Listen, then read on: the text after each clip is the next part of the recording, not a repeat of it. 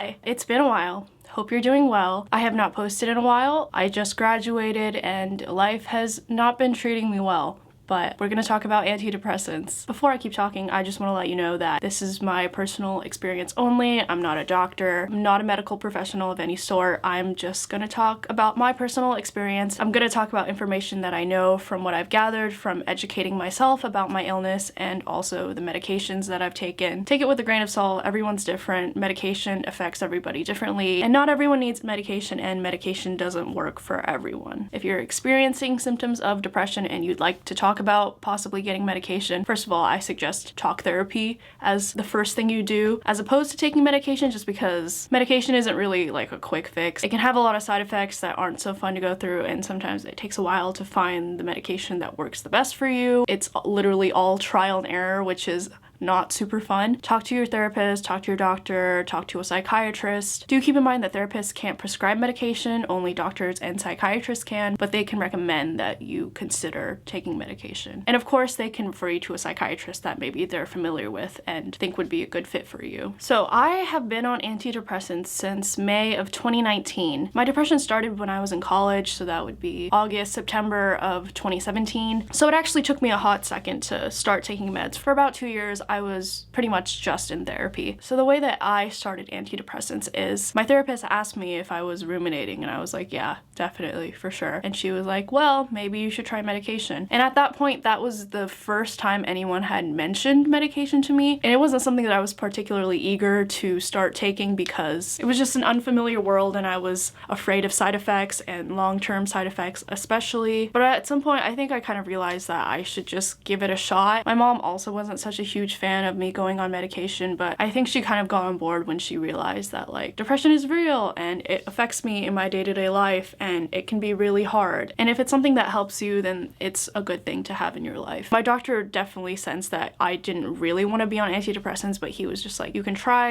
it. If you don't like it, you can always stop. It's as easy as that. And he gave me a really low dosage. He started me off with 5 milligrams of lexapro, which you take once a day. They usually want you to take it at the same time every day, and they usually have you start in the morning, but that's something that you can adjust as time goes on and see what works best for you, especially in relation to how the medication affects your sleep. Lexapro is an SSRI, and SSRIs are one type of antidepressant, and they're typically used because they're newer and they have fewer side effects and they're generally more well tolerated. And Lexapro is especially one of the more well-tolerated ones. I feel like most people, when they first start out with antidepressants, they'll probably be given Lexapro, unless you have some more specific concerns or side effects that you're really trying to avoid. So yes, started on 5 milligrams of Lexapro. It was really weird. The first time I took it, I could like feel it in my head, and I don't really know how to describe it. I felt like my serotonin was just like firing. I could feel the happy fuzzy feeling in my brain. It's kind of hard to articulate, but with antidepressants, you'll probably have side effects in the first several weeks, and then typically they go away or kind of subside. But if they don't go away and they like affect your life in a major way, then you probably want to try a different one. But the crappy part is if you do have side effects, you kind of just have to wait and see if they go away. And if they don't, then you have to try another medication and kind of do it all over again, which is the part that sucks about finding the right medication for you, because there's really no way of knowing what works best for you until you try it. There's a few caveats to this. First, if anyone in your family has had depression and they take a specific medication that works well for them, then that might also work best for you because you have similar genetics. So for example, if your mom is on a medication, if you take her medication or medication similar to hers, it might work well for you, or at least that medication is a good place to start. The second caveat is there is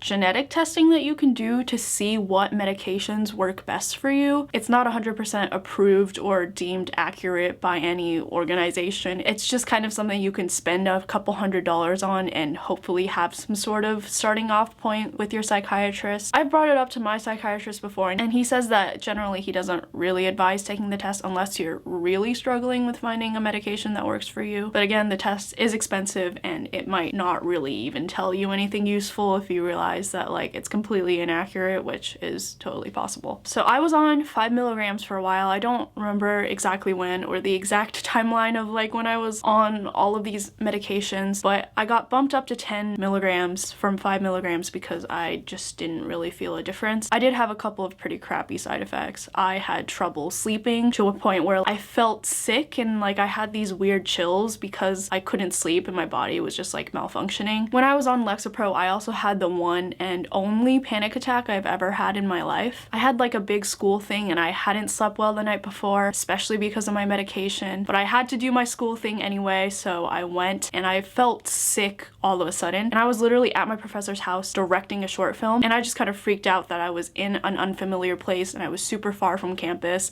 and that I felt absolutely horrible. And I had a panic attack and it wasn't fun. I had my friend pick me up and it took him a long time because, like I said, we were really far from campus and he took me to an urgent care. But yeah, I just, not fun memories with lexapro for me. After a few weeks, I knew that medication wasn't for me, so I weaned off of it and I started sertraline or Zoloft. Every medication has a generic name and then like a brand name, so Zoloft would be the brand name and sertraline would be the generic name. Most people take generic medications, but to my knowledge, it's not really any different from the name brand. I think the thing to take away from my panic attack story is if you can, maybe don't switch your meds or try a new medication when a lot of important things are happening in your life, because you just don't know how it's going to affect you. You don't know what the side effects are going to be. And if you're stressed or in high pressure situations or you're super busy, it's just going to make it a lot harder. It's also really important, of course, to, let your family know, let your friends know that you're on a new medication and that you need their support, because it can be a scary and unpleasant experience. So you're going to want people to be there for you. Basically, sertraline worked pretty well for me. The dosage I was on was 50 milligrams and I was on it for,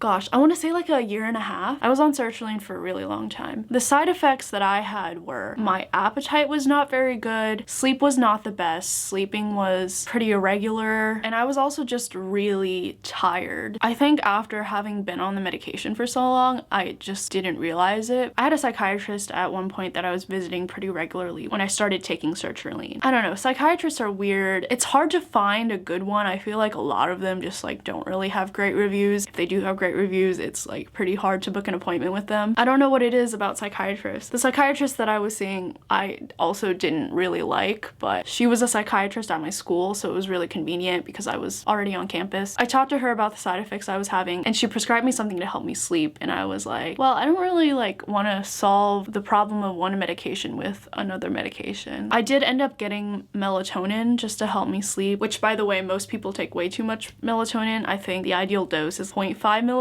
and I see people taking like 10 milligrams of melatonin at a time. The thing with melatonin is that it helps you fall asleep, but it doesn't necessarily help you stay asleep, at least to my knowledge and experience. But yeah, it can be really easy to just keep tacking on medications for the side effects for the medication you're already taking. My psychiatrist helped me wean off of my sertraline, which was basically just taking it at a half dosage for a week and then just stopping. By the way, that's another thing that's super important about antidepressants, is that you can't just stop taking them. You need to taper off of them with the help of a doctor or a psychiatrist, because otherwise you could have some really bad side effects and like symptoms of withdrawal. I had the weirdest side effect when I was weaning off of sertraline. I had brain zaps. They feel like electrical currents in your head that just like fire off, but they're not harmful, they're not painful, they're just mildly annoying, especially when I drove. I did some research on it, and apparently when you move your eyes, that's what triggers the brain zap. And I kind of observed myself, and when I was feeling them, and I was like, oh crap, like that's true. When you move your eyes, something about it makes the brain zaps. It was such a strange sensation. It took several days for them to kind of go away, but for a while they were pretty prevalent. I got a new psychiatrist, and that was the one that helped me taper off of my sertraline and prescribed me a new medication. I told him about my appetite issues, my tiredness issues, and he prescribed me Pristiq, which is an SNRI. So my new medication was like a new family of antidepressants that I hadn't tried yet. At that point, I had been on medication for so long, I just wanted to see how I felt when I wasn't on meds. Just because I had been on it for so long, I forgot how it felt to not be on them. And I wasn't even sure if the medication was working anymore, because a lot of times your body gets used to it and you have to keep increasing the dosage. And when you get to the max dosage, you have to just change to another medication because your body has a really high tolerance to what you have previously previously been taken. And I was like, you know, maybe I can even stay off the medication if it goes well when I decide to just like take a break and see what happens. I think I was off of meds for about a month. I had a pretty bad depressive episode. Things were happening to me that were difficult for me to deal with, and it would just send me into a deep dark hole that I had trouble climbing out of. So my depression was circumstantial, but I just had a really hard time dealing with some of the things that were happening in my life. So ultimately it got to a point where I was just like, I need to go back on meds. I'm not feeling okay. And as much as I would like to say like, oh, like I don't need them anymore, I could tell that I did. So I started taking the Pristiq, and I have been on it more than a month, a little more than a month. I think I like this medication. My appetite still kind of sucks. I think I still might be tired, but I can't really tell. With tiredness, it's hard to tell if it's like the depression or the medication because it's kind of a symptom of both. But for now, I'm sticking with the 50 milligrams of Pristiq, and I feel a lot better, honestly. I really think I do. Making the decision to go on medication is not easy. Telling people that you're on medication is not easy, especially if, you know, they don't really get the whole mental health thing. Medication saves lives. It can help you feel so much better, and if anything can help you feel better when you're in a dark place, it's something that you should definitely consider. If you're discouraged, keep in mind that depression is very treatable. If medication doesn't work, there's also other options. We learn new things about the brain every day, and depression is kind of a tricky thing to treat. We don't even know how or why antidepressants even work, but there's also TMS. There's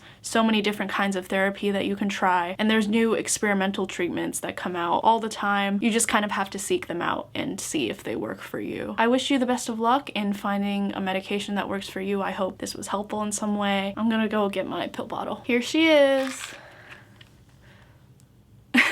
I hope you have a great week, and I will see you again very soon.